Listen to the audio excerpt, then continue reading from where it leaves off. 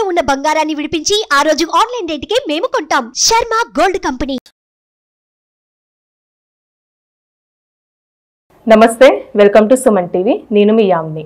ఈ 2024 సంవత్సరంలో అసలు ఈ 12 రాశుల వారికి ఏ విధంగా ఉంటుంది, ఈ విషయాలు మనకి తెలియజేయడానికి ప్రస్తుతం మనతో ఉన్నారు తొలి తెలుగు జ్యోతిష్య పండితురాలు, పంచాంగంకర్త డాక్టర్ ఈడుగంటి పద్మజారాణి గారు ఉన్నారు. వారితో మాట్లాడదాం. నమస్తే అండి. నమస్కారం మేడం, మనకి ఈ 2024 సంవత్సరంలో అసలు తులారాశి వారికి ఏ విధంగా ఉంటుందండి? తులారాశి వాళ్ళకి సంవత్సరం ప్రారంభం నుంచి మే దాకా, అలాగే మే నుంచి డిసెంబర్ దాకా 2 భాగాలుగా తీసుకున్నట్లయితే, ప్రథమ భాగం ద్వితీయ భాగంగా తీసుకున్నప్పుడు ఈ గురుడి యొక్క మూమెంట్స్ ఒకటి, అలాగే ఈ యొక్క శని కానీ రాహుకేతువులు కానీ అవి ఎక్కడున్నాయో అక్కడే ఉంటాయి. ఈ సంవత్సరం అంతా అవేమీ జనవరి నుంచి డిసెంబర్ దాకా మారే అవకాశం లేదు. కానీ గురుడు మాత్రం ప్రారంభం నుంచి జనవరి నుంచి మనకి ఈ మే దాకా ఉన్న సమయంలో ఈ తులారాశి వాళ్ళకి సామాజిక సంబంధాల విషయంలో బాగుంటుంది. అంటే అనుకూలమైన వాతావరణం, ఎవరైనా వివాహానికి సంబంధించిన విషయాలు కానీ, లేకపోతే ఇష్టపడిన వ్యక్తుల మధ్య కానీ అనుకూల భావనలు లాంటివి ఏర్పడే అవకాశాలు అనేది మొదటి భాగంలో మనం తీసుకుంటాము. అలాగే సాంఘిక సంబంధాల్లో గుర్తింపు, గౌరవం అనేది కూడా వీళ్ళకి ఏర్పడుతుంది. అలాగే దాంతోపాటుగా రావాల్సిన లాభాలు లాంటివి కూడా వీళ్ళకి చక్కగా అనుకూలంగా అందుతాయి. శ్రమకి తగిన ఫలితం అనేది ఏర్పడుతుంది. అయితే వ్యక్తిగత గౌరవం విషయంలో వీళ్ళు ఆశించిన స్థాయిలో లేకుండా సామాన్యంగా ఉండడం జరుగుతుంది. వ్యక్తిగత గౌరవం విషయంలో కొంత ఎక్కువ శ్రద్ధ చూపించాలి. ఆ విషయంలో ఏంటంటే ఇతరులకి గౌరవం ఇచ్చి గౌరవాన్ని మనం రిసీవ్ చేసుకునే విధంగా ఆ వైఖరిని అలవరుచుకోవాలి. ఈ శ్రమకి తగిన గుర్తింపు అనేది కొంత వీళ్ళకి పోస్ట్ పోన్ అయ్యే అవకాశాలు అనేవి ఉంటాయి. ఇక దాంతోపాటుగా ఇంకా ఏంటి అంటే వీళ్ళకి వ్యక్తుల సహకారం అనేది బాగుంటుంది. ఏదైనా చిన్న చిన్న ప్రయాణాలు చేయాలనుకున్నా, లేకపోతే ఏదైనా కమ్యూనికేషన్ విషయం, అంటే ఇంతకుముందు ఎవరితోన కమ్యూనికేషన్ విషయంలో ఇబ్బందులు లాంటివి ఏదైనా ఉన్నా ఆ కమ్యూనికేషన్ విషయంలో కూడా వీళ్ళకి అనుకూలమైన సమయం కానీ ఈ యొక్క మే దాకా కమ్యూనికేషన్ కానీ, ధైర్యం కానీ, పరాక్రమం కానీ, డెసిషన్ మేకింగ్ కానీ ఇలాంటి విషయాల్లో వీళ్ళకి స్నేహితుల సహకారం కానీ, తోబుట్టువులు వీళ్ళతో ఉండే డీలింగ్స్ కానీ ఇది అనుకూలమైన సమయం కానీ దీన్ని వీళ్ళతో చెప్పచ్చు. అంటే వీళ్ళకి ఉన్న సమయం. ఆ తర్వాత నుంచి సంవత్సరం చివరి దాకా ఈ గురుడి యొక్క ప్రభావం వల్ల మళ్ళీ వీళ్ళకి ఎలా ఉంటుందంటే శత్రువుల మీద విజృంభించడానికి కానీ, లేకపోతే శత్రువులతో వీళ్ళకి ఎదురయ్యే ఇబ్బందుల విషయంలో వీళ్ళు తీసుకోకుండా మిత్రుల సహకారంతో ఏదైనా సమస్య వస్తే పరిష్కరించుకోవాలి తప్ప అది శత్రువుల మీద విజృంభించడం, శత్రువుల మీద కోపాన్ని ప్రదర్శించడం, వీటి వల్ల ఉన్న సఖ్యత అనేది ఇంకా అది ఇబ్బంది పడే అవకాశాలు ఉంటాయనేది ఖచ్చితంగా జ్ఞాపకం పెట్టుకోవాలి. అంటే ఏదున్నా మంచి మిత్రుల సహకారంతో సమస్యని సాల్వ్ చేసుకోవాలి, మొదటి పాయింట్. రెండోది ఏంటి అంటే ఈ రకమైన అలజడులు, ఘర్షణలు లేకుండా వీలైనంతవరకు సామరస్యంగా సమస్యని పరిష్కరించుకోవాలి. అది రెండో పాయింట్.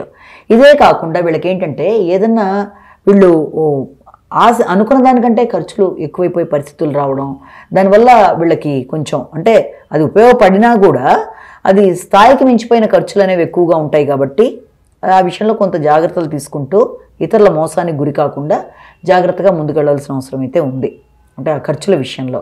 అలాగే ఆర్థికమైన అంశాలు వీళ్ళకి అనుకూలంగా ఉంటాయి. మాట విలువ బాగుంటుంది. వీళ్ళు చెప్పిన విధానానికి ఏదైనా మాట ఇస్తే మాట మీద నిలబడే విధానం కూడా వీళ్ళకి అనుకూలంగానే ఉంటుంది. కుటుంబ సభ్యులతో వైఖరి కూడా బాగానే ఉంటుంది. కానీ ఏదైనా కొనాలి అనుకున్నప్పుడు కానీ అది విద్యకు సంబంధించిన విషయాలు కానీ, వాహనానికి సంబంధించిన విషయాలు కానీ, గృహానికి సంబంధించిన విషయాలు కానీ, వీటికి సంబంధించిన విషయాల్లో మాత్రం ఖచ్చితంగా మోసాలకి లోను కాకుండా మిత్రుల సహకారంతో వాటిని కొనుగోలు చేయడం లాంటివి. అంటే ఒక వ్యక్తి, ఆత్మీయ వ్యక్తిలాగా ఒక మిత్రుడు ఎవరన్నా సహకరించి దాంతో ముందుకు వెళ్ళినట్లయితే వీళ్ళకి అనుకూలంగా ఉంటుంది తప్ప లేకపోతే అనవసరమైన మోసాలకు గురయ్యే అవకాశం అనేది కూడా వీళ్ళకి ఉంటుంది. ఇక శని భగవానుడి విషయం తీసుకున్నా కూడా వీళ్ళకి ఎప్పుడు కూడా దీనివల్ల ఏంటంటే సంతానం విషయంలో, సంతానం యొక్క విద్య, సంతానం యొక్క ఆరోగ్య విషయం, వీటి గురించి ఎక్కువ ఆలోచన చేయడం, అలాగే వీళ్ళకి జ్ఞాపక శక్తికి సంబంధించిన విషయాలు కానీ వీటి విషయంలో కూడా వీళ్ళు కొత్త శ్రద్ధ అనేది కనబరుచుకోవాలి. ముఖ్యంగా శనికి సంబంధించిన విషయాలైన వాటిల్లో అంటే వాగ్దానాలు ఏదైనా నెరవేర్చుకుపోయి కానీ, మాట్లాడవలసిన విషయాల్ని మాట్లాడవలసిన సమయంలో మాట్లాడకపోవడం కూడా సమస్య అవుతుంది. కాబట్టి ఎప్పుడు ఏది మాట్లాడాలో అప్పుడు అది మాట్లాడడానికి అనుకూలమైన సమయాన్ని సృష్టించుకోవడం అనేది, అతి కష్టం మీద పడిన శ్రమకి రావాల్సిన లాభం కూడా ఎక్కువ శ్రమ కోడ్చి అంటే ఇమీడియట్గా రాకుండా కొంత లేటు కూడా వచ్చే అవకాశాలు లాంటివి ఒకటి ఉంది. అలాగే సాంఘిక సంబంధాలు అంటే ఏదైనా కొన్ని జరుగుతాయనుకున్న విషయాల్లో కూడా కొంత పోస్ట్పోన్మెంట్, ఇవన్నీ శని యొక్క ఇండికేషన్స్లో కనబడుతున్నప్పటికీ దాన్ని గురుబలంతో అధిగమించడానికి వీళ్ళు ప్రయత్నం చేసుకోవాలి.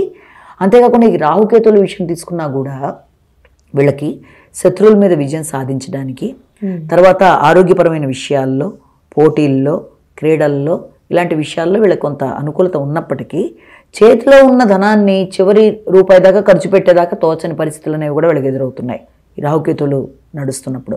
ఆ విషయంలో జాగ్రత్తగా ఉండాలి. అంటే కృత్రిమంగా వీళ్ళకి ఆర్టిఫిషియల్గా వీళ్ళకి ఫైనాన్షియల్ ఇబ్బందులు ఏర్పడతాయి.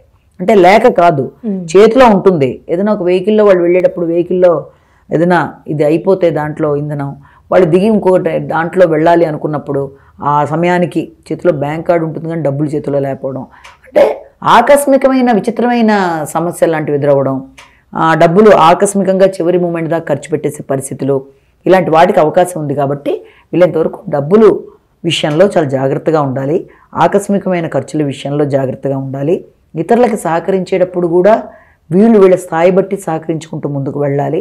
ఇలాంటివన్నీ కూడా చాలా ముఖ్యమైన విషయాలు. అలానే ఈ రాశి వారికి వ్యాపారస్తులు కానీ రాజకీయ రంగానికి సంబంధించండి, అలానే స్త్రీలు వ్యవసాయ రంగానికి సంబంధించి ఏ విధంగా ఉంటుందండి ఈ సంవత్సరంలో?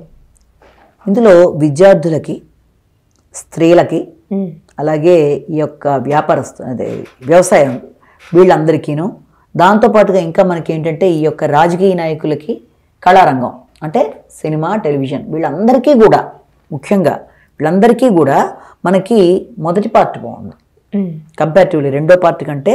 మొదటి పార్ట్ అంటే ఏంటి, జనవరి నుంచి మనకి మే దాకా గురుడు నడిచిన సమయంలో ఆ సమయం వీళ్ళకి అనుకూలంగా ఉంది. అంటే ఏదైనా అవకాశాలు వచ్చినా ఉపయోగించుకోవడం, అవకాశాల కోసం కష్టపడడం, ఈ సమయం అనుకూలంగా ఉందని భావించవచ్చు. ఇక రెండోది ఏంటంటే ఈ యొక్క వ్యాపారస్తుల విషయం తీసుకున్నట్లయితే వీళ్ళకి మొదటి భాగం కన్నా రెండో భాగం బాగుంటుంది. అలానే ఈ రాశి వారికి ఈ సమయం నుంచి ఈ టైంకి జాగ్రత్త అలాంటివి ఏమైనా ఉన్నాయని జాగ్రత్త తీసుకోవాల్సినట్టు ఉంటుంది. ఎందుకంటే ముఖ్యంగా ఈ యొక్క శని కుజులు కలిసిన టైము, ఆ సమయంలో వీళ్ళకి ముఖ్యంగా మార్చి నుంచి ఏప్రిల్ మధ్య సమయాన్ని కూడా తీసుకున్నట్లయితే సంతానానికి సంబంధించిన విషయాల్లో ఎక్కువ వీళ్ళు ఆలోచన చేస్తారు. వాళ్ళ యొక్క ఆరోగ్య విషయం కానీ, వాళ్ళ యొక్క విద్యా విషయాలు కానీ వీళ్ళు ఎక్కువ ఆలోచన చేస్తారు ఆ సమయంలో. ఆ విషయంలో జాగ్రత్త తీసుకోవాలి. అలాగే ఇక తర్వాత వచ్చేసేటప్పటికీ ఈ రాహువును ఈ కుజుడు కలిసిన సమయం, అది ఆ తర్వాత నెక్స్ట్ మంత్ ఏప్రిల్ నుంచి ఈ యొక్క జూన్ మధ్య భాగంలో తీసుకున్నట్లయితే ఆ సమయం కొంతవరకు అనుకూలత ఉన్నట్టుగానే చెప్పచ్చు. అంటే ఆ సమయంలో శత్రువుల మీద విజయం సాధించడానికి కానీ, లేకపోతే అనుకున్న వాటిల్లో ముందుకు వెళ్ళడానికి కానీ కొంతవరకు అనుకూలమైన సమయంగానే దాన్ని మనం భావించవచ్చు. అంటే ఈ రాశి వారికి ఎలాంటి పరిహారం చేస్తే మంచిదండి? అసలు ముఖ్యంగా ఈ తులారాశి వాళ్ళకి విష్ణు సహస్రనామాన్ని వినడం అనేది చాలా మంచి ఇది వీళ్ళకి. దాన్ని వాళ్ళు ఎన్నిసార్లు వీలైతే అన్నిసార్లు వినడం అనేది ఒకటి చేయాలి. అలాగే విష్ణుమూర్తికి సంబంధించిన మందిరాలు, వెంకటేశ్వర స్వామికి సంబంధించిన మందిరాలు, విష్ణుమూర్తికి సంబంధించిన పూజలు, అలాగే యొక్క శనివారం ఏదైనా టెంపుల్కి వెళ్ళినప్పుడు ముఖ్యంగా విష్ణుమూర్తిని ప్రధానంగా తీసుకుంటూ వాళ్ళు ముందుకు వెళ్ళినా, వారికి సంబంధించిన స్తోత్రాలు చదివినా, వాటికి సంబంధించిన స్తోత్రాలు లాంటివి ఏదైనా పారాయణ చేసిన, అష్టోత్తరాలు ఇవన్నీ కూడా వీళ్ళకి అనుకూలంగా చెప్పచ్చు. చాలా చక్కగా తెలియజేశారండి, ధన్యవాదాలు.